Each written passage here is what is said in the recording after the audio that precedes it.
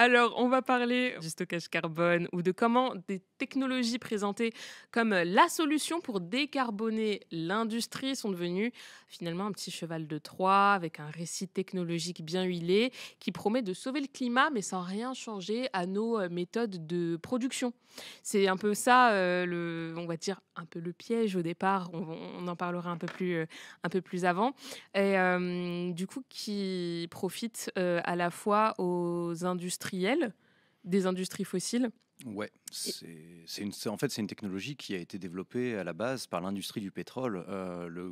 Donc, alors, pour repartir de la base, donc ce qu'on appelle stockage carbone technologique, c'est une chaîne de technologies. C'est un ensemble donc qui consiste à capter la fumée des industries, le CO2, séparer le CO2 de cette fumée industrielle, le liquéfier, le transporter avant de le stocker à long terme. Donc en fait, c'est plusieurs chaînes, il faut bien avoir conscience de ça. C'est plusieurs technologies qui s'imbriquent entre elles dans la théorie.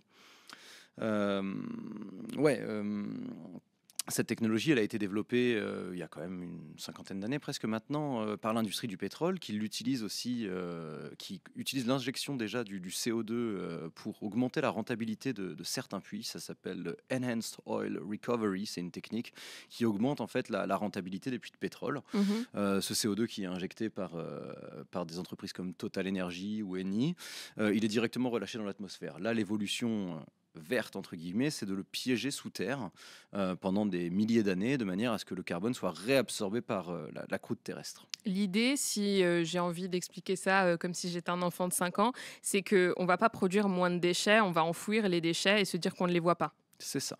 Bon, Globalement, si c'est c'était comme ça que vous l'aviez compris, en tout cas, c'est pas mal. Dans tes 4 articles, tu as, on va dire, tu as séparé un peu les thèmes.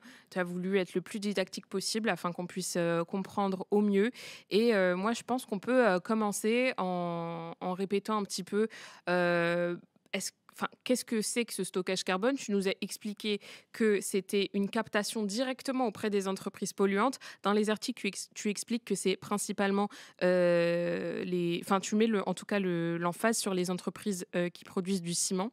ouais. Donc ça voudrait dire qu'il y aurait un filtre sur ces entreprises-là, une captation du carbone. Ça ressemble à quoi? Parce que pour moi, le carbone, c'est quelque chose qui n'est pas attrapable avec ses mains. Alors, c'est le premier défi, c'est de capter les fumées émises. Donc, il y a des technologies qui permettent de capter cette fumée industrielle et après d'extraire donc les molécules de CO2 de tous Mhm. les autres déchets avant de l'envoyer théoriquement dans un circuit de pipeline jusqu'au point de stockage final. Donc en fait, le stockage de CO2 et le CCS en général, il est porté par des entreprises comme certains géants de l'acier. Il y a Arcelor qui base une partie de sa stratégie dessus. Je vais répéter plusieurs fois parce Les qu'il y a des gens qui entreprises... viennent nous voir CCS, ok, stockage carbone. ça marche. Il y a des gens qui arrivent, donc On faut que tout le monde... reprendra, on Oui, reprendra. c'est ça. Mais N'hésitez pas si vous vous sentez un peu perdu, on reprend, c'est vous la priorité.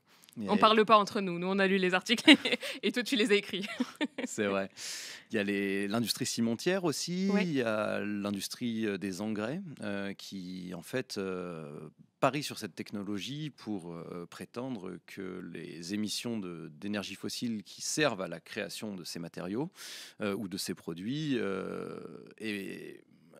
émettraient moins dans l'atmosphère. Mm. Et Euh, ce qui fait envie à ces industries, c'est l'idée que on peut mettre le label green, moins d'émissions de CO2, mais c'est pas moins de production de CO2.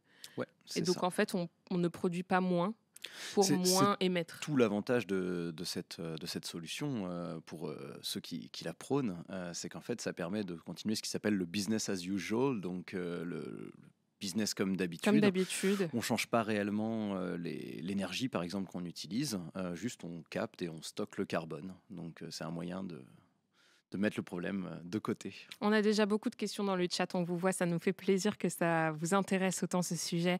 Les mêmes industries qui polluent se mettent à promouvoir des solutions qui n'en sont pas.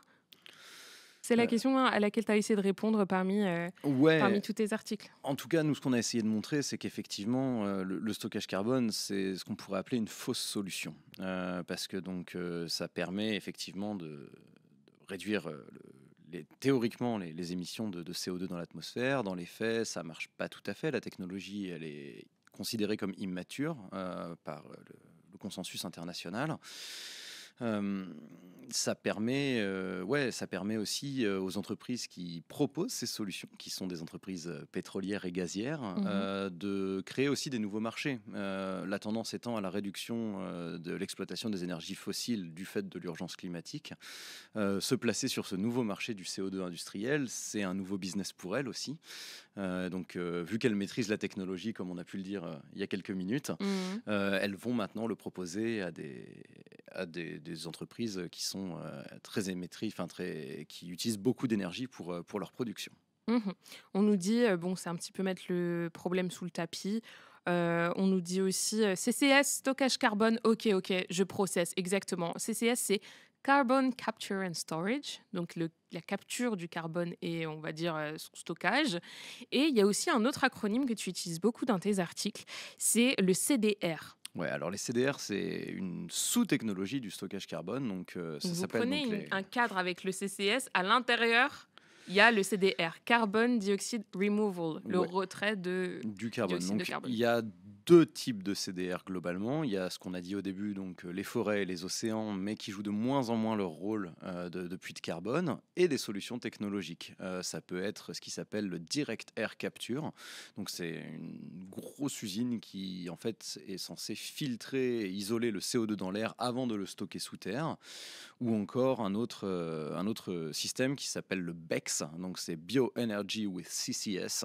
Donc en fait, on brûle de la biomasse et après, le CO2 émis par cette combustion est capté et enfoui sous terre. C'est ça qui permet de créer ce qui s'appelle des émissions négatives. Et c'est un concept qui est super important parce qu'il est à la Oui. base de tous les scénarios, ce qu'on appelle net zéro, qui sont dérivés donc de l'accord de Paris sur le climat.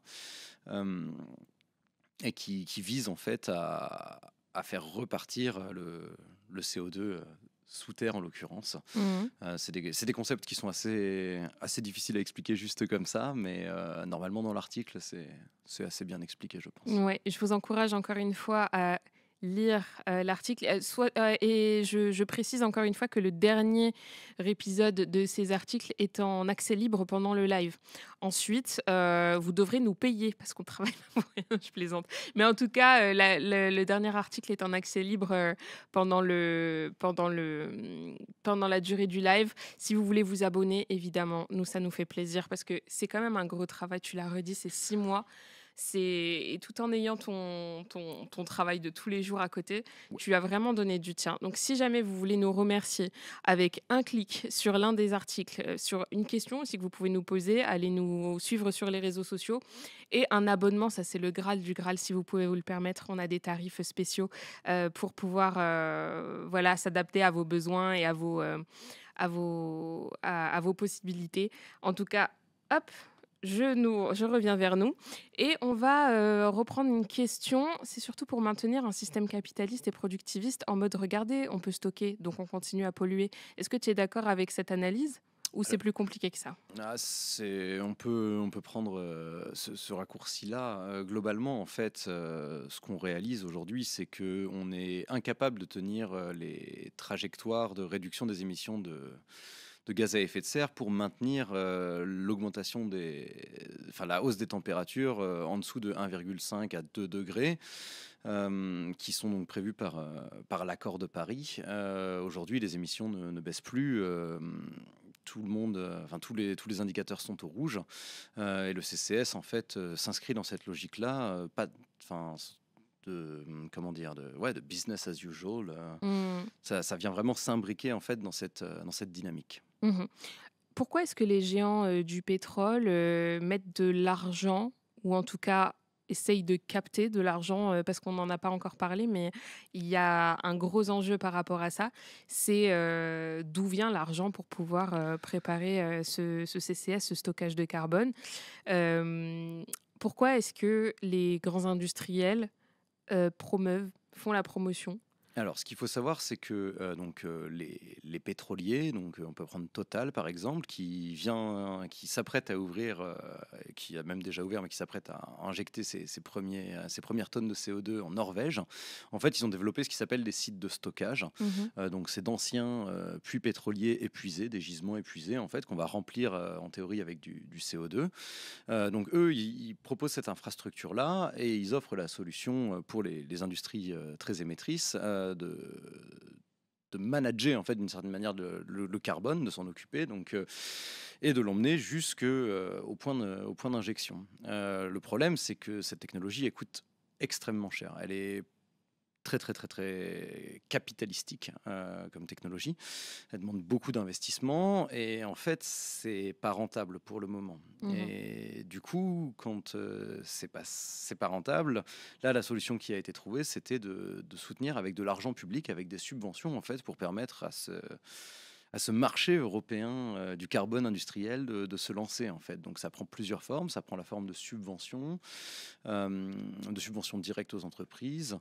Euh, je sais pas si tu veux qu'on le voit on peut lancer la vidéo Bah, ça fait une super, passe, passe décisive sur la vidéo qu'on a fait ensemble, donc au service vidéo. Encore une fois, je me présente, moi c'est Sarah et je travaille au service vidéo du service, enfin du journal, pardon. Et on a fait une petite vidéo qui permet de tout expliquer en très peu de temps.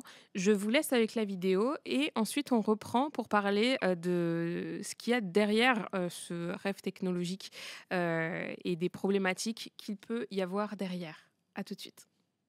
Et si, au lieu de réduire les émissions de CO2 des usines, il suffisait d'enfouir le carbone sous terre pendant des milliers d'années? C'est la nouvelle solution miracle de l'industrie pour lutter contre le changement climatique. Une technologie présentée comme simple, mais dans les faits, c'est hyper complexe, extrêmement coûteux et pas sans risque pour l'environnement. Et la santé si ça fuit. Pendant 6 mois, l'humanité et 5 partenaires européens ont enquêté sur le stockage carbone. Cette technologie qui permet à l'industrie de continuer à émettre du CO2 comme si de rien n'était. Car derrière l'image policée de cette solution développée par l'industrie du pétrole, tout n'est pas si vert. Poussé par un lobbying forcené, entaché de conflits d'intérêts, le stockage carbone est désormais arrosé de subventions publiques. Des milliards d'euros qui pourraient être gâchés, tant les projets de sites de stockage peinent à tenir leurs promesses et inquiètent les riverains. Une fuite en avant politique et industrielle au service d'un seul objectif, repousser l'action climatique et surtout ne rien changer. Voilà, je trouve que c'était une super transition pour parler des subventions. Les subventions, c'est vraiment un gros questionnement de ton enquête. C'est 500 milliards d'euros qui alors viennent ça d'où? c'est l'investissement, les subventions Ouais, c'est 140 donc c'est un oui, cinquième à peu près. 140. Globalement c'est des chiffres qui sont gigantesques, vraiment. Alors qu'aujourd'hui, en plus, il y a d'autres enjeux d'investissement qui se posent avec notamment les questions de réarmement en ce Mmh. moment. Voilà, il y a aussi les investissements dans les services publics. Voilà, tout ça, ça rentre un petit peu en concurrence aussi. Ce qu'il faut savoir, en fait, c'est que par rapport aux solutions de stockage carbone technologique, il existe d'autres alternatives qui, pour le coup, ne sont pas financées du fait que Mmh. le stockage carbone ait tendance à tout phagocyter. On va essayer de rendre tout ça clair. Donc, il y a, on va dire, une enveloppe d'argent qui est destinée à la transition écologique, notamment dans la production industrielle. Cette enveloppe est découpée pour différents projets et le stockage carbone prend une bonne partie de cette enveloppe et retire un peu de l'argent qu'aurait pu avoir des méthodes plus douces ou qui ont plus fait leurs preuves ou même qui sont moins coûteuses. Ouais, alors globalement, en fait, notamment là-dessus, c'est l'Union européenne via son fonds pour l'innovation, en fait, qui a financé énormément de projets de stockage. Il y a un très très bon rapport de WWF et d'une ONG qui s'appelle Carbon Market Watch, qui est sorti en février dernier et qui montrait que, en fait, ce fonds pour l'innovation, il avait été petit à petit grignoté par les projets de CCS qui sont très peu nombreux et qui coûtent très très Très cher, cher. puisqu'ils ont mangé presque 2,5 milliards de subventions publiques et il n'y a rien qui a été délivré pour l'instant. Il n'y a pas de solutions qui sont prêtes à l'emploi. Il y a effectivement ce site de stockage en Norvège, donc hors Union européenne, en mer du Nord, qui s'appelle Northern Lights, qui a ouvert en début d'année et qui attend ses premières tonnes de CO2 à injecter. Mais globalement, le déploiement est pour le moins poussif, on va dire. C'est quelque chose, le CCS, ça a soulevé énormément d'espoir. Aujourd'hui, ça ne remplit pas les promesses soulevées, je pense qu'on peut le dire. Et puis tu poses une question aussi dans tes articles, c'est comment le stockage carbone, l'idée en tout cas, a réussi à grignoter du terrain, de plus en plus de terrain, et d'obtenir de plus en plus de subventions à grands coûts finalement de lobbying et d'intérêts politiques. Alors en fait, moi, ce qu'on a trouvé, c'est parti d'un constat. On est allé parler aux industriels pour leur demander pourquoi ils basaient leur stratégie de décarbonation sur le CCS, alors que c'était pas encore là et ça n'existait pas encore. J'ai une petite question, est-ce que Ouais. c'est facile de les approcher en tant que journaliste qui enquête là-dessus? C'était pas trop difficile. C'est dans le sens où c'est quand même un enjeu de communication pour les entreprises, de montrer qu'elles Oui. agissent dans la lutte contre le changement climatique. Donc Mhm. elles ont tendance quand même à mettre en avant ce genre d'engagement. Et quand on leur posait la question de ça fonctionne pas, pourquoi, en fait, on avait une réponse qui revenait systématiquement et qui revenait dans tous les pays en Europe où on l'a donné, où on posait cette question-là, c'était oui, mais le GIEC dit que ça marche.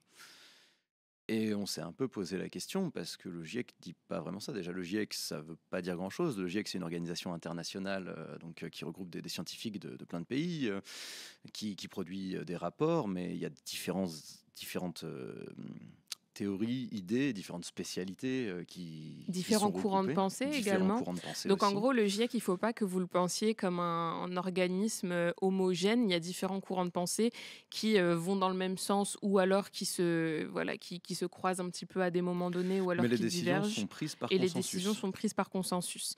À ce moment-là, le GIEC devient un peu l'étendard du regardez, on fait bien, le GIEC est d'accord, mais le GIEC lui-même est-il influençable?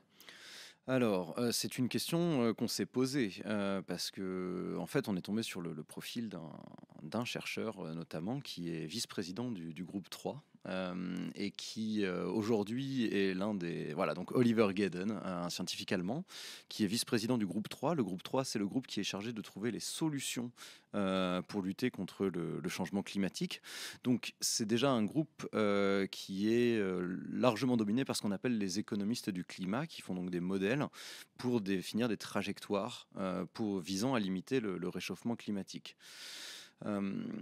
Et on a vu que donc ce scientifique, il était un fervent supporter donc des CDR, des Carbon Dioxide Removals. Si vous vous souvenez de ça, on en a parlé il y a c'est quelques une minutes. méthode de stockage. Enfin, ça fait partie C'est des une méthodes sous-technologie, possibles. C'est ça, du stockage carbone. du stockage carbone.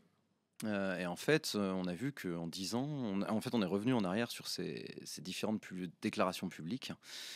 Et il a switché du tout au tout. Ça nous a posé beaucoup de questions. Et Un malheureusement, revirement de situation qui est survenu. et qui est survenu il y a quelques années. Ouais. En gros, avant 2015 et avant l'accord de Paris, il était absolument opposé au CDR. Et aujourd'hui, il en est l'un des principaux soutiens. Et c'est là où on se posait la question de l'intérêt. Ouais, on lui a posé tout un tas de questions. Malheureusement, il nous a pas répondu. Donc, c'est des questions qui restent en suspens. J'espère qu'un jour, on pourra avoir ces réponses-là. Quelles étaient les réponses que tu voulais? Moi, je voulais savoir pourquoi il avait changé d'avis, parce qu'on peut tous changer d'avis, ça arrive. Moi, ce que je voulais, c'était un petit peu comprendre, parce qu'il faut savoir aussi que donc Oliver Gedden, en plus de son rôle au sein du GIEC, avec le think tank dans lequel il travaille, il publie depuis 2023 un rapport sur les avancées donc, de ces technologies CDR. Et ce rapport, il a reçu le soutien philanthropique de Bank of America, qui est une banque qui est extrêmement impliquée dans les projets d'extraction fossile, et aussi directement par des lobbies des CDR, donc des groupes d'intérêt qui poussent pour la mise en place et le financement de ces technologies-là. Donc, ça nous a posé question et on s'est rendu compte que ça rentrait aussi en contradiction avec la politique de lutte contre les conflits d'intérêts du GIEC. Et là-dessus, pareil, on a posé la question au GIEC et pas de réponse. Ils nous ont juste assuré qu'ils faisaient très attention à ce sujet-là, mais sans répondre Un monde très sur le fond. opaque. Un monde très opaque. On va prendre des questions du chat. On vous oublie pas, hein, on est en train de discuter là, mais on vous oublie pas. Il y a eu pas mal de questions.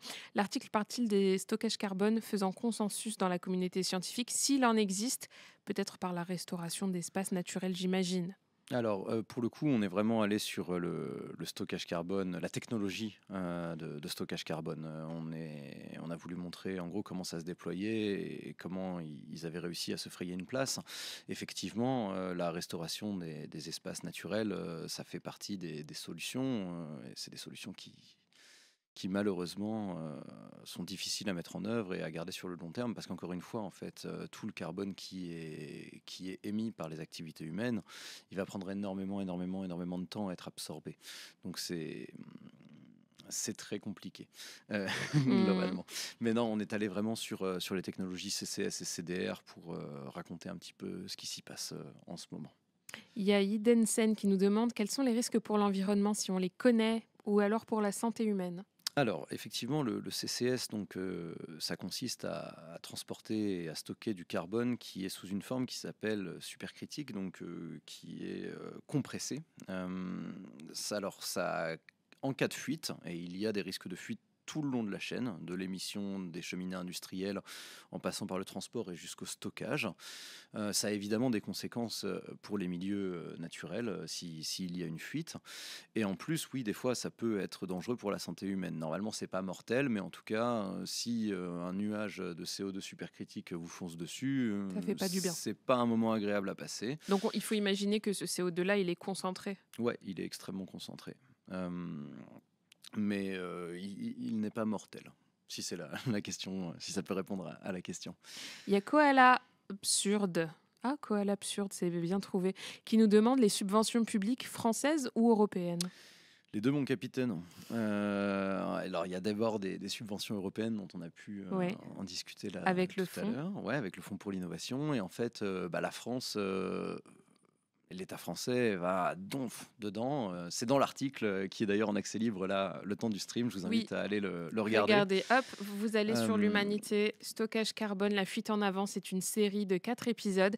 Et regardez, quand il y a un petit jaune, c'est que les articles sont pour les abonnés. Vous voyez qu'on vous a enlevé le petit jaune ici, je vous invite à cliquer et à profiter de la lecture de cet article pendant qu'on est en stream et de cliquer sur tous les autres également pour pouvoir connaître ce sujet sur le bout des doigts. Ça nous ferait plaisir que vous fassiez un petit clic, que vous nous suiviez sur les réseaux sociaux et que vous preniez connaissance de cette enquête qui a pris 6 mois de travail, on le rappelle. Donc voilà, on a fait la promotion de l'article, tu peux reprendre. Ouais, et donc sur les subventions françaises, effectivement, il y a en ce moment ce qui s'appelle des appels à manifestation d'intérêt et des appels à projets visant à décarboner les industries. Et ça repose sur le stockage carbone. Le stockage carbone, le CCS en tout cas, a été intégré à la stratégie française et c'est même d'ailleurs a priori, selon le gouvernement, un enjeu de souveraineté et de réindustrialisation profonde, ce qui est un contresens total. On a pu le voir avec dans le dernier article d'ailleurs, mais en tout cas c'est quelque chose sur lequel l'État français base sa stratégie, même si effectivement il y a encore énormément d'incertitudes sur le fait que ce soit effectivement efficace.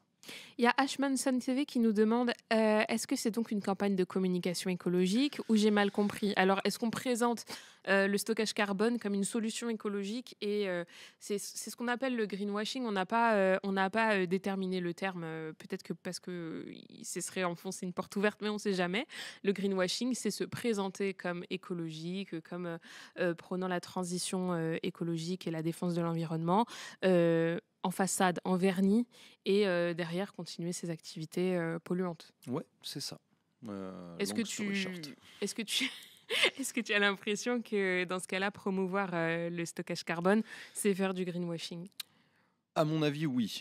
Après 6 mois d'enquête, pour avoir parlé à beaucoup d'experts là-dessus, oui, le CCS aujourd'hui est une fausse solution climatique, très Hmm. clairement. Alors, on a Wamgi qui dit mensonge des industries. Dans les derniers rapports du GIEC, il est justement dit que ce n'est pas une solution réellement viable à court et moyen terme comparée aux autres. On n'a pas vraiment parlé pour l'instant, mais on va le faire, des autres solutions possibles, notamment dans l'industrie du ciment. Il y en a des solutions, mais qui du coup sont moins Mise en avant. abreuvées de fonds. Ouais, alors ça c'est la conséquence secondaire. Ouais. Il y en a en fait effectivement donc le consensus scientifique il est sur le fait de réduire drastiquement et le plus tôt possible les émissions de CO2 pour limiter la hausse globale des températures. Mhm. Euh, et effectivement, c'est une des révélations d'ailleurs de notre enquête. On s'est rendu compte que pour la production de ciment, et les cimentiers, les gros cimentiers basent aujourd'hui la plupart de leur stratégie de décarbonation sur une part plus ou moins grande de CCS. Il y avait aussi la possibilité de réduire le clinker, qui est le matériau qui sert à faire du ciment et qui émet énormément de CO2. Si on en réduit la part avec des ciments qui s'appellent bas carbone et qui sont donc mélangés avec des produits recyclés, des gravats ou différents graviers, en réduisant la part de clinker dans le béton, ben, on avait beaucoup moins d'émissions. Et ça, effectivement, les travaux du GIEC ont montré que la substitution des matériaux était une réponse à court terme qui avait beaucoup plus d'impact qu'une solution, encore une fois, théorique. Pour rappeler, ça on l'a peut-être pas dit, mais c'est que le CCS est censé rentrer en service réellement d'ici 2030. Et c'est un bon moyen en fait de retarder la mise en place des efforts nécessaires pour lutter contre la hausse globale des températures. Est-ce qu'on a d'autres questions? Le son est bas, je viens de le régler. Alors dites-moi si le son est OK, l'humanité en ASMR. Bonjour, le son est un peu bas. Alors, est-ce que c'est mon son qui est un peu bas ou alors est-ce que c'est celui de Simon? Dites-moi, je viens de régler la chose. Essaie de parler, Simon. Ouais, vous m'entendez? Désolé, j'ai la voix grave. Normalement, c'est bon, hein, mais n'hésite pas à parler un peu plus fort. Je replace ton micro Ouais, ok. tranquillement. Non, le but, c'est pas de faire de l'ASMR, justement. Alors, dans tes papiers, dans ton enquête et ta série de 4 articles, on voit comment on a présenté le stockage du CO2 comme une vraie façon de pouvoir produire, de pouvoir conserver du coup son industrie et ses emplois sans réduire et avec ce vernis de bon bah le carbone finalement on ne le verra plus, il aura été filtré, etc. Ce carbone attrapé, filtré dans l'idée, il faut bien l'enfouir quelque part. On prendrait du carbone français, mais l'idée c'est pas du tout de l'enfouir en France. Alors, c'est aussi l'idée de l'enfouir en France. C'est ça où c'est un petit peu particulier. C'est qu'en fait, d'un côté, il y a des solutions donc, qui sont portées en Norvège notamment, mais aussi en Italie. Ça, c'est un sujet sur lequel on s'est penché. En fait, en ce moment, il y a un projet qui est soumis à un débat, enfin à la CNDP, à la Commission nationale du débat public en ce moment, qui consiste en fait à transformer un pipeline désaffecté en carboduc, donc un pipeline qui transporte du CO2 pour l'envoyer jusqu'à Fos-sur-Mer. À Fos-sur-Mer, ils veulent construire un point d'exportation, en fait, un centre d'exportation qui sera opéré a priori par LNG. Et après, de l'envoyer jusqu'à Ravenne, donc sur la côte adriatique en Italie.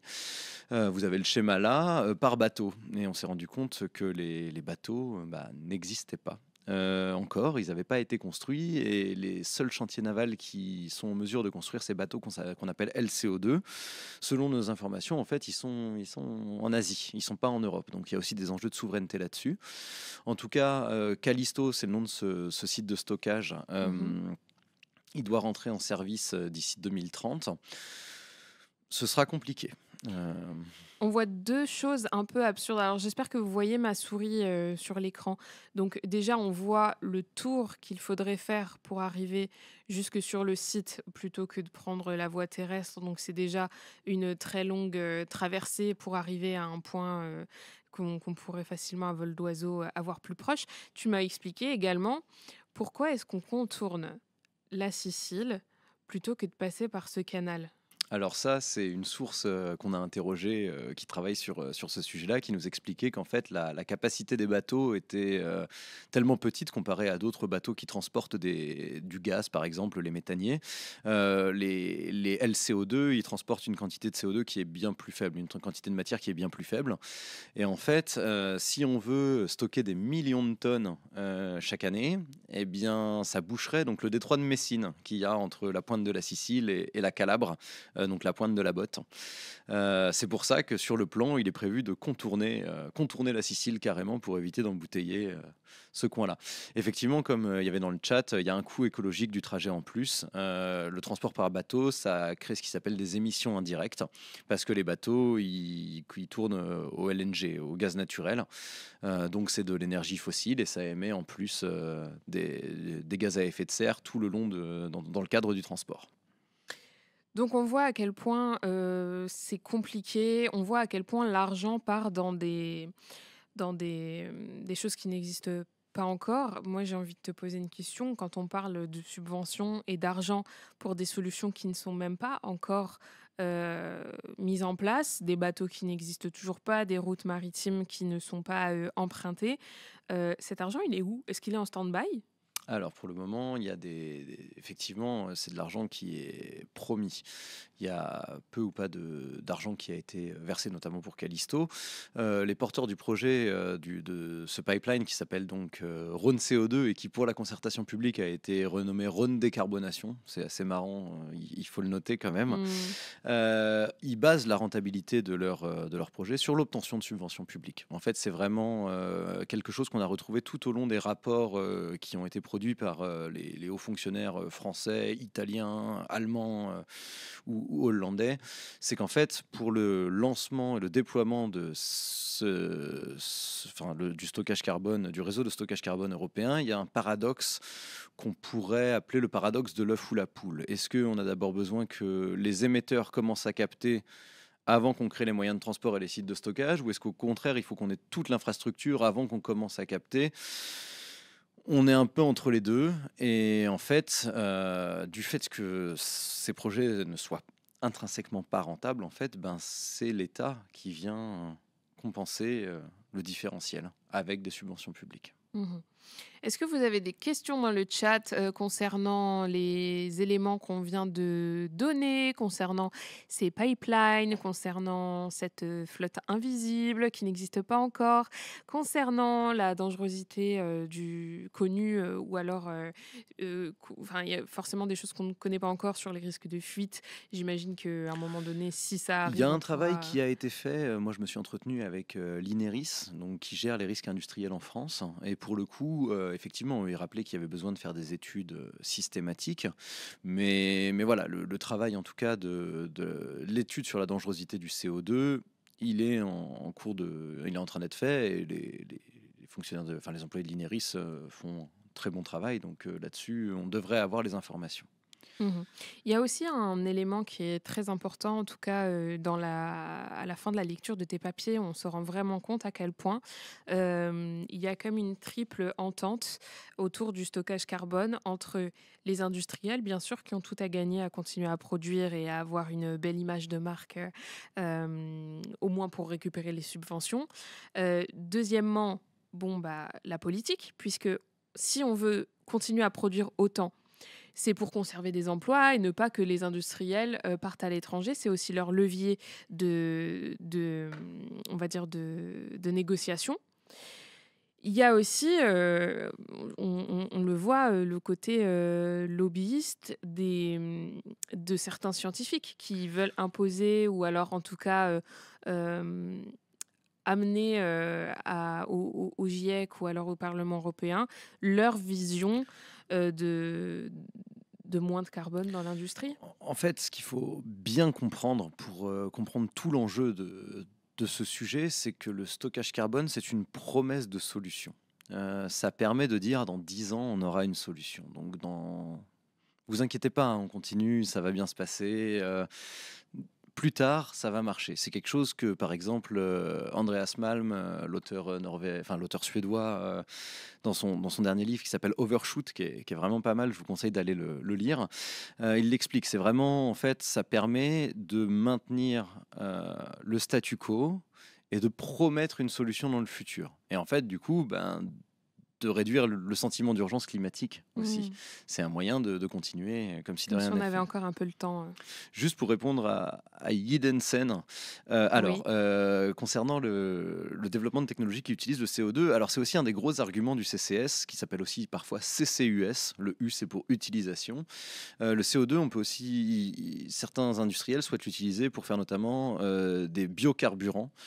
Euh, c'est un peu compliqué et surtout à la fin c'est un jeu à somme nulle parce que le consensus scientifique aujourd'hui il est sur le fait qu'il faut réduire absolument les émissions de CO2 quoi qu'il arrive. En fait le plus important c'est de réduire et que la trajectoire elle soit sur une baisse et une baisse drastique parce que le temps file, le temps presse et les conséquences en chaîne que peut entraîner le réchauffement climatique risque de remettre en cause tout un tas de choses qu'on considère comme acquises aujourd'hui. L'urgence, elle est là. Elle n'est pas forcément à trouver de nouveaux débouchés. En tout cas, ça, c'est mon opinion. Voilà, j'espère que j'ai pu répondre à cette question. Il y a Salva Graf qui nous pose également une question. Est-ce que les aides de l'État ou de l'Union européenne pour le stockage sont contrôlées par l'État ou l'Europe? On peut voir le résultat avec ArcelorMittal Ouais, qui Arcelor. a reçu des aides pour des chaudrons électriques pour ses industries et qui n'a rien fait finalement. Est-ce qu'on rend l'argent si ça n'est pas efficace? Moi, je suis allé poser la question au vice-président de la commission du développement durable à l'Assemblée, Gérard Le Seul, député socialiste, qui m'a répondu que les aides manquaient cruellement de conditionnalité sociale et environnementale. Et aujourd'hui, c'est un souci, c'est quelque chose que mes collègues et mes confrères à l'Humanité, dans la presse en général, on traite beaucoup en ce moment. En ce moment, il y a une commission d'enquête parlementaire sur les aides aux entreprises. Je ne sais pas si vous avez pu voir des papiers qui sont sortis récemment dessus. Aujourd'hui, c'est un très très gros sujet, la conditionnalité des aides. Et pour le moment, non, il n'y a peu ou pas de contrôle. Et j'ai même envie de dire, au niveau du GIEC, est-ce qu'il y a des garde-fous pour voir s'il y a des conflits d'intérêts ou est-ce qu'il y a des sanctions si c'est avéré ou alors est-ce que c'est assez, on va dire, C'est permissif? un autre sujet, mais Oui. pour le coup, effectivement, si on doit revenir à la lutte contre les conflits d'intérêts au sein du GIEC, alors ils ont une politique de lutte qu'ils ont mis en place suite à des scandales de conflits d'intérêts. Aujourd'hui, à partir des faits qu'on a pu mettre dans nos articles, le fait qu'on n'ait pas eu de réponse qu'on peut considérer comme satisfaisante, aujourd'hui, ils ont une politique de conflit d'intérêts, mais ils ne la mettent pas en œuvre. Et ça, c'est un souci, parce que ça mine aussi la crédibilité de toute l'institution. Et encore une fois, le GIEC fait un travail hyper important, notamment quand on voit la vague de climato-scepticisme qui déferle sur le monde, avec notamment Donald Trump, mais Oui, c'est qui c'est veut partout. acquérir le Groenland parce que quand les glaces fondront, finalement, ça donnera des routes euh, maritimes et peut-être un peu d'hydrocarbures en dessous. Bon, voilà, quand on considère que la fonte des glaces est une bonne idée, c'est souvent problématique. Pour répondre sur l'ADEME, alors oui, l'ADEME, Alors, vaut mieux ouais, répéter les questions parce pardon. qu'on a Est-ce que l'ADEME parfois... a Ouais, un lien avec ce domaine de stockage ou elle s'en occupe je... pas du tout? Ouais, j'y tiens parce que parfois on a des personnes qui sont malvoyantes et du coup Effectivement. c'est plus intéressant. On pense à vous. Dites-nous d'ailleurs si vous avez besoin d'inclusivité dans nos chats et si on fait bien les choses. Nous on a toujours envie de s'améliorer et c'est vrai que pour les personnes malvoyantes c'est plus intéressant si on lit. Et concernant l'ADEME, alors Oui. oui, l'ADEME est un opérateur de l'État, donc c'est eux qui sont chargés de mettre en place ces subventions. Alors après, l'ADEME, on leur a posé quelques questions. Pareil, ils nous ont pas répondu directement parce que donc c'est Havas, l'agence de presse de Vincent Bolloré, qui s'occupe de leur communication. On leur avait envoyé tout un tas de questions techniques et ils nous ont simplement répondu que ces questions les sujets étaient confidentiels. Donc on n'en saura pas plus. Voilà. Ça, vous pouvez le voir dans le troisième article de la série. On en parle. Notamment sur les ciments bas carbone, puisqu'on a pu révéler une lettre qui a été envoyée à un cimentier, où l'ADEME se disait consciente de l'intérêt de la technologie des ciments bas carbone pour lutter pour réduire les émissions de CO2 du secteur, mais ne trouvait pas les moyens légaux de le financer. C'est Ça pose question. Ouais, c'est questionnable. J'ai une question. Est-ce que tu as eu l'impression, durant ton enquête, pendant que tu étais en train de fouiller les données avec tes camarades journalistes à l'international d'ailleurs, est-ce que vous avez eu l'impression de vous heurter à quelque chose qui était vraiment trop opaque, surtout concernant des subventions publiques? Est-ce qu'il y avait une volonté de cacher, on va dire, ces volontés-là? Ou alors est-ce que malheureusement, ça n'intéresse pas assez de monde et ça se fait comme ça dans l'ouverture la plus totale? C'est un sujet qui est complexe. On a eu un petit peu de mal à tracer toutes les flux financiers dont on parle dans ces enquêtes. Après, on a été pas mal aidé par des ONG qui font un travail formidable à Bruxelles et en France. Et qui suivent vraiment ces sujets-là, mais dans la mesure où c'est un sujet un petit peu de niche aujourd'hui, effectivement, c'était un petit peu difficile de dire que voilà, il y avait un gros intérêt au début, et finalement, je pense qu'on a été capable de montrer que voilà, c'est un sujet qui nous touche tous. Mm. Voilà. On nous dit il y a des personnes qui vous écoutent en background, donc c'est top de relire les questions. Ben voilà, on Eh pense ben, à tout le monde. avec plaisir. J'ai aussi des questions sur ce qui pourrait se faire à part ça, comme on l'a dit, dans l'enveloppe des fonds alloués à la transition écologique pour les industries. En fait, il y avait d'autres solutions qui étaient moins coûteuses et qui étaient peut-être plus soit pérennes, soit plus immédiates. Il y avait quoi comme autre solution qui aurait pu capter ces subventions publiques plutôt que le stockage carbone? Alors c'est un choix. Effectivement, on a notamment parlé des ciments bas carbone parce que ça a un impact à la fois sur l'industrie et à la fois Oui. sur le secteur du Là, on a été bâtiment. clair là-dessus, moins produire Voilà, de en CO2, fait, c'était toujours la meilleure solution, ça fait c'est consensus. Et aujourd'hui, en fait, ça permet, comme encore une fois, de continuer le business as usual. Ça permet de reproduire ce qui se passe actuellement.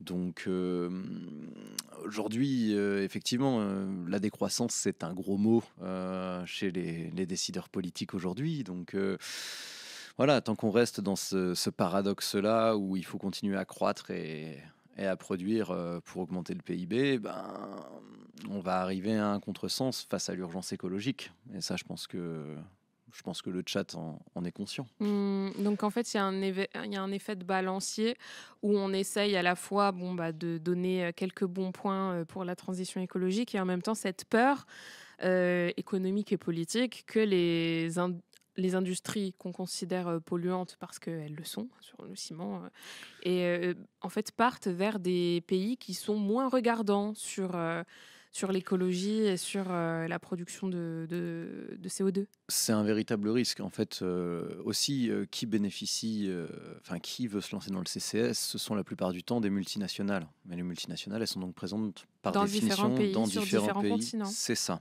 Et donc, en fait, elles mettent en concurrence les différentes zones géographiques du monde. Et c'est un bon moyen de retarder l'action climatique. Et c'est plus large. On le voit en ce moment avec le backlash, en tout cas la contre-révolution écologique et sociale qu'il y a au niveau européen. Ils ont remis en cause le devoir de vigilance, ils ont remis en cause, même si c'était quelque chose d'imparfait, la taxonomie verte européenne. En fait, on a un véritable reflux des politiques écologiques. Et là-dessus, le CCS prend sa petite place et continue à être porté. L'Union européenne, la Commission européenne a présenté en février un nouveau plan qui s'appelle le Clean Industrial Deal, avec un bel oxymore. Clean et industrie. C'est difficile, en compliqué. tout cas, voilà.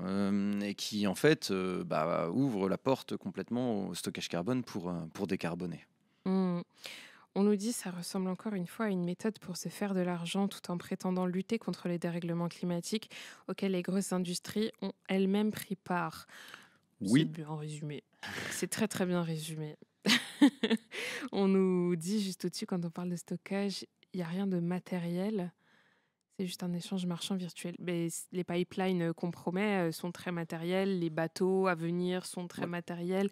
Donc, le concept l'idée selon laquelle le carbone qui serait stocké, du coup, serait enlevé de l'atmosphère, c'est effectivement une projection. Les émissions négatives, c'est un concept. Après, les usines, les pipelines, les sites de stockage, et effectivement, comme tu le disais, c'est très matériel. Hmm. J'ai envie de te poser une question. En 6 mois d'enquête et avec un consortium du coup de journalistes, si tu peux le réexpliquer, Ouais. vous avez travaillé avec différents médias dans différents pays. Qu'est-ce qui t'a le plus surpris dans tes recherches, dans tes trouvailles, dans tes découvertes, dans la façon dont fonctionnent les choses? Est-ce qu'il y a eu un moment où tu es tombé sur une information, une révélation que tu t'attendais pas à trouver? Effectivement, les rapports d'Oliver Gadden sur les carbon dioxide removal, je pensais pas tomber dedans et je pensais pas que c'était aussi lié à la logique du CCS. Après, en discutant avec des scientifiques, avec des chercheurs, j'ai pu le comprendre. Pour revenir à ce consortium, donc notre enquête, elle a été financée par le Journalism Fund. C'est une fondation qui offre des bourses d'enquête internationales pour des projets collaboratifs internationaux. Et pour ça, l'humanité a travaillé donc avec des journalistes étrangers qui publieront dans des médias en Italie, aux Pays-Bas, en Allemagne, en Belgique et Euronews qui est européen. Les médias, c'est Follow the Money aux Pays-Bas, c'est IRPI Media en Italie.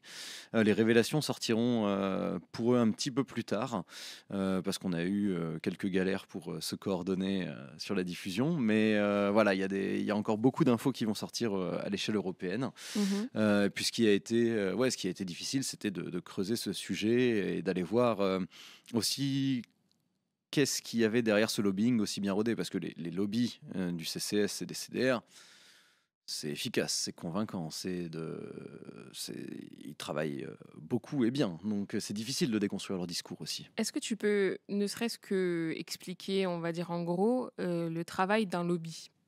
Alors le travail d'un lobby, c'est de représenter et de défendre les intérêts. Ça a l'air d'être un gros mot, mais Mais c'est comme ça c'est monnaie que courante c'est dans le comme ça qu'en Parlement fait européen, on les croise. c'est comme ça que ça fonctionne globalement. Quand on défend une cause, on fait du lobbying d'une certaine manière. On publicise sa cause, on la défend, on essaie d'organiser des événements, on produit des rapports. Voilà. Après, il y a des causes qu'on peut juger comme étant plus nobles que d'autres. Mais aujourd'hui, le lobbying, c'est un enjeu majeur pour la création des politiques publiques en fait. Et à tous les niveaux, au niveau français, au niveau européen. Voilà, c'est quelque chose de parfaitement intégré, même si des fois on peut considérer que c'est parfois immoral. Mhm. Il y a Jean Médy qui nous parle du productivisme en disant que les politiques de gauche sont encore très productivistes et donc peu écolo. Il cite Roussel, mais c'est vraiment pas le seul, et surtout dans l'Union européenne, il y a ce côté, on a envie de produire, et puis on en oublie l'écologie politiquement au niveau de l'UE. Ouais, et puis au niveau national aussi, c'est quelque chose de... Mine de rien, l'écologie, c'est quelque chose de très révolutionnaire si on l'applique sérieusement par rapport à l'économie dans laquelle on est actuellement. Donc, La décroissance, comme tu le disais, c'est un ça, gros mot. c'est un gros mot. Et vous allez parler à n'importe qui, et parfois même à des syndicats qui défendent voilà, leur travail aussi. Voilà, ils sont basés sur la production. Effectivement, c'est quelque chose de plus large et qui dépasse largement le sujet sur lequel j'ai enquêté. C'est une question plus globale.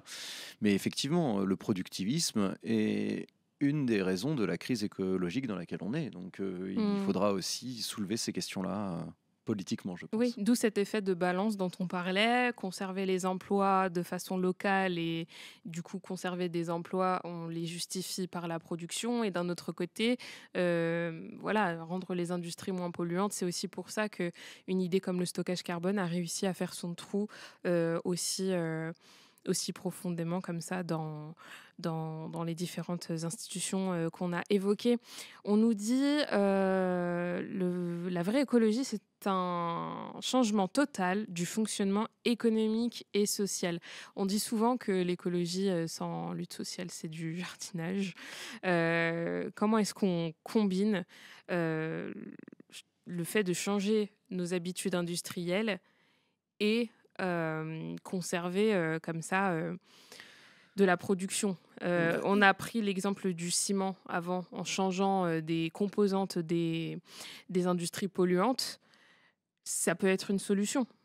Ça peut être une solution. Après, il faut garder en tête qu'il y a des secteurs qui sont stratégiques et qui, effectivement, dans les bouleversements mondiaux dans lesquels on est en ce moment, vont se révéler encore plus stratégiques. Il faut garder en tête que, a priori, décarboner son économie et avoir un moindre impact sur le climat, ça va devenir un avantage économique à terme si le chaos climatique s'emballe. C'est pour ça qu'il faut, moi à titre personnel, aujourd'hui je pense aller vers ça, c'est que voilà, le coup d'après, il est dans un monde où l'assurabilité sera plus difficile, les bases qu'on considère comme totalement acquises aujourd'hui pourront être remises en cause. Ne rien faire, c'est assumer des coûts qui seront bien plus élevés dans le futur, plutôt que d'essayer de prendre le problème à bras le corps aujourd'hui. Et ça, c'est aussi, je pense, un constat qui fait consensus dans la communauté scientifique internationale. Hmm. On a une longue question commentaire de Doomer Dude qui dit il reste 25 ans pour décarboner toute l'économie, arriver à végétaliser l'alimentation de tous les êtres humains, etc. Cet effort ressemble à un effort de guerre. Ouh, c'est une citation très actuelle où toutes nos actions devraient se tourner vers une transformation radicale de nos modes de vie. Or, personne ne plaide pour cela. Effort de guerre, pourquoi souhaitons-nous échouer? Personne ne plaide pour cela. Tu parlais des ONG et des lobbies du coup verts qui faisaient le travail inverse. Est-ce que tu as l'impression qu'ils sont aussi forts que les lobbies Ah bah, du carbone non, c'est pas un combat à armes égales. Et on peut le voir d'ailleurs, par exemple, dans les discussions climatiques mondiales, dans les COP aujourd'hui, il y a plus de lobbyistes des énergies fossiles et en particulier de l'industrie du pétrole que des ONG. Voilà, on se bat pas pied à pied. Après. Enfin, pourquoi personne ne plaide pour cela? Parce que c'est difficile à porter politiquement, hein, et que même parfois, des mesures écologiques, elles peuvent être très très mal mises en œuvre et exclure toute une partie de la population aussi. La question de la transition juste, c'est aussi quelque chose de très très politique et de Hmm. super large. Je ne sais pas si on est vraiment encore dans le sujet du stockage carbone, c'est un de ses On peut dérivés. dériver un peu, mais Mais, mais souhaitons-nous échouer? Je ne sais pas si on le souhaite. En tout cas, moi, de mon point de vue, en parlant, voilà, en tant que journaliste, j'ai l'impression que nous sommes en train d'échouer. Et c'est notre rôle d'informer sur ce qui est en train de se passer aussi. c'est important. Je pense que tu viens de parler de l'aspect juste de la transition écologique. C'est important de savoir que, ne serait-ce qu'au niveau du monde, les grands pays pollueurs ne sont pas les pays les plus pauvres et que les pays les plus pauvres subissent le plus les effets du réchauffement climatique qui sont accélérés par les pays pollueurs.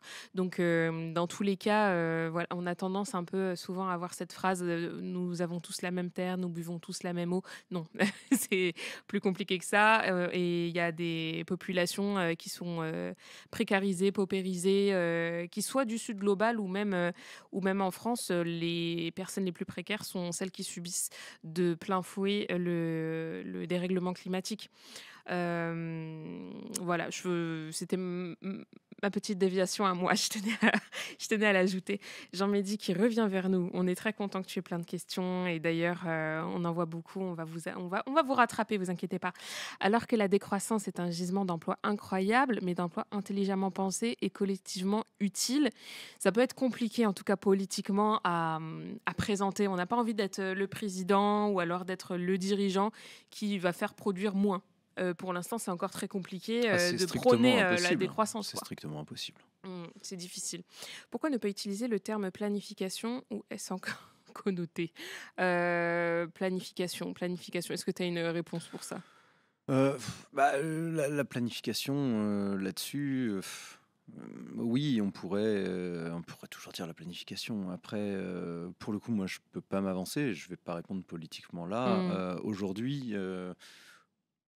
le projet de marché européen du carbone, d'une certaine manière, est une forme de planification, mais c'est une planification qui ne se fait pas au bénéfice du climat. Mhm. Vu que le coût énergétique et minéralier de la décarbonation de l'industrie sera un vecteur basculant et aggravant du dérèglement climatique, on peut effectivement, c'est bien trop tard. Ok, bon, c'est un peu pessimiste. est-ce que tu es pessimiste par rapport à ça? Est-ce que tu as l'impression que ce stockage carbone va réussir à, ces bateaux qui n'existent pas encore, est-ce qu'ils vont faire le tour de l'Italie? Est-ce que ces pipelines vont être construites? Ou alors est-ce que tu as l'impression qu'il y a quand même une résistance qui peut se mettre en place? Ou même, au-delà d'une résistance, simplement ça va être trop long et abandonné? Je pense que ça va surtout coûter trop cher. Mmh. Aujourd'hui, les montants en jeu, ils sont hallucinants et pour que ce soit un business rentable, il faudrait encore une fois que le carbone, entre guillemets, crée de la valeur. Aujourd'hui, le stocker sous terre, ça n'en crée pas. C'est aussi d'ailleurs un sujet, notamment là, par exemple, sur le projet de site de stockage à Grand Puy, en Seine-et-Marne, où il est question potentiellement de faire venir du carbone d'ailleurs pour rentabiliser cet investissement-là. Sur le papier, ça peut toujours marcher. Dans les faits, ça risque d'être extrêmement compliqué. Donc, non, moi, je pense que c'est une très belle promesse de solution, mais que ça n'engage que ceux qui y croient. Est-ce qu'on en a parlé justement de ce que gagnaient les sites à récupérer ce carbone? Qu'est-ce que le site italien, par exemple, a à gagner à récupérer ce carbone-là, au-delà de rentabiliser le site? Alors, le principe aussi, c'est que pour déployer en fait ce marché européen, l'Union européenne, elle a tendance à favoriser des projets transfrontaliers. Ça permet de candidater à un statut qui s'appelle le statut de projet d'intérêt commun et qui donne une plus grande couverture de subventions et en plus des dérogations environnementales raccourcies. Donc en fait, on a tendance à aller créer des projets transnationaux.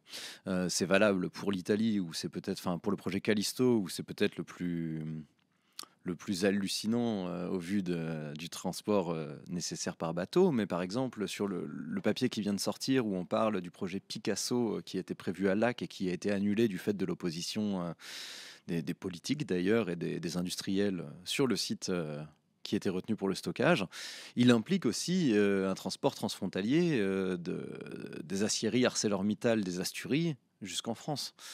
Euh, Là où aujourd'hui, a priori, mettre du stockage carbone ou de la technologie CCS pour décarboner l'acier, c'est beaucoup moins efficace que, par exemple, changer le mode d'alimentation des combustibles et électrifier les fours, comme une question du chat Mmh. l'évoquait. L'électrification, ce sera plus simple que de mettre en place ce marché européen du carbone. Jean-Mehdi qui nous dit que faire le constat qu'on a déjà échoué, ça n'a rien de pessimiste, c'est factuel malheureusement. On peut rêver que très rapidement les choses évoluent positivement. On a aussi le droit de voir que Trump est au pouvoir, que la Chine ne va pas infléchir sa politique industrielle et que l'Europe continue à signer des accords de libre-échange, etc. etc. J'ai envie de prendre ta question, Jean-Mehdi, pour élargir un petit peu quelque chose qui peut, comment dire, qui peut rejoindre ce sujet-là, celui du stockage carbone. Hem, on Où en est l'Europe par rapport, à ces grands pollueurs, la Chine, les États-Unis? Le fait que l'Europe se démène et tente de rendre verte son industrie, est-ce que c'est une vraie volonté européenne par rapport au reste des autres continents? Alors, ça a été une priorité politique sur le premier mandat d'Ursula von der Leyen, donc sur la période 2019-2024. Aujourd'hui, ce qu'on peut constater factuellement, c'est que la coalition qui dirige, enfin qui est majoritaire au Parlement européen, c'est entre le PPE, donc la droite, et ECR, l'extrême droite. Mmh. Et leur programme politique, il est anti-écologique. Donc en fait, il y a eu un switch complet. Le Green Deal, c'était censé être un texte majeur de l'Union européenne sur la dernière législature. Aujourd'hui, moins d'un an après les élections européennes, tout ou presque a été détricoté. On n'a pas de cible de réduction des émissions à 2040 alors que c'était censé être annoncé. Les reculs s'annoncent et effectivement le backlash écologique aujourd'hui il est vraiment là et si l'Europe avait à un moment donné eu cette ambition-là, aujourd'hui la Commission européenne elle est passée à autre chose en fait, hein. Aujourd'hui les enjeux ce ne sont plus le climat, au contraire, on peut le voir avec cette pseudo simplification, hein, qui est en fait une dérégulation Comme, enfin, c'est un projet politique, hein, c'est de l'ultralibéralisme. Voilà, c'est à ça qu'on est passé. Il faut en avoir conscience aussi. Et enfin, c'est là où il faut aussi se dire, ah tiens, pourquoi l'Europe soutient ça alors que dans le même temps, il détricote tout. Bah, c'est peut-être que c'est pas une solution si verte que ça. Oui. Et Si ça a d'où passé le la filtre. frustration de voir le peu d'argent alloué Ouais, par ouais, rapport ouais. à d'autres sujets, euh, mal alloué ou alors alloué sur des solutions questionnables. Questionnable. C'est ce qu'on peut Questionnables. dire. On nous dit la Charte de l'environnement, l'un des textes qui compose la Constitution, et est-ce qu'il est OK, il faut l'amender, il faut créer une nouvelle structure juridique écologique, ou bien est-ce qu'on s'en fout? Alors moi, je suis pas politiste. Hmm. Je peux pas répondre à cette question, mais c'est une question intéressante. Effectivement, aujourd'hui, il y a des textes. Est-ce que ces textes sont appliqués? Est-ce que la charte de l'écologie est une pierre angulaire de la manière dont on conçoit la politique? Je ne pense pas. Ouais. Mais oui, oui, c'est après, encore une fois, la question environnementale et écologique, elle a mis pas mal de temps à arriver jusqu'à la Constitution. Donc, très honnêtement, je passe mon tour, je peux pas répondre là-dessus. Chat, on arrive à la fin de ce live. Il nous reste quelques minutes avec vous. Je vous remets la série Stockage carbone, la fuite en avant, qui a été signée par Simon ici présent. Est-ce que vous avez cliqué sur les liens? Je vous avais demandé de le faire si vous aviez envie de nous faire plaisir. Est-ce que vous l'avez fait? Est-ce que vous avez lu l'article qui est en ce moment en accès libre pendant la durée du chat? Donc moi, je vous encourage à y cliquer maintenant parce que quand on part, eh ben, l'article part avec nous et vous serez obligé de vous abonner, ce qui nous ferait extrêmement plaisir, on ne vous cache pas. Parce que 6 mois de travail pour voilà, parler avec on va dire des dirigeants, des lobbyistes, par des experts. C'est Des vraiment un scientifiques. gros travail des scientifiques et c'est un vrai travail de vulgarisation. C'est aussi pour ça que c'est important pour nous de faire un live, de répondre à vos questions de la façon la plus claire possible et de vous donner les clés pour comprendre ces papiers.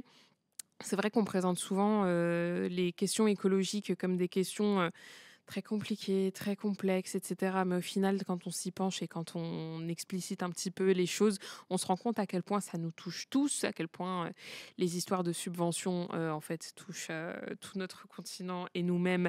Et l'écologie, c'est encore au-delà, surtout en ce moment. Tous les réseaux de l'UMA, oui, on est en train de vous noter tous les réseaux qu'il y a. On vous donne les blocs de dons, donc n'hésitez pas. Encore une fois, ça nous ferait extrêmement plaisir. Ça nous permet de produire ce type de travail de qualité. Encore une fois, pour avoir lu tous les articles, je te félicite encore Merci. de la qualité de ceci et je vous encourage à aller cliquer dessus. On nous dit merci de ce live, merci de parler d'écologie et des dérives industrielles et politiques. C'est exactement pour ça qu'on est là. Encore une fois, merci pour le travail réalisé. Si vous avez une dernière question, on est là pour la prendre. Et sinon, est-ce que tu as envie de conclure? C'est ton enquête, c'est tes papiers, c'est ta une. Encore une fois, je vais l'afficher. Est-ce que tu as envie d'ajouter un mot pour nous donner envie d'aller lire ces papiers? Ça paraît compliqué, mais ça l'est pas tant que ça. Et je suis sûr que vous allez apprendre un truc que vous saviez pas en les lisant.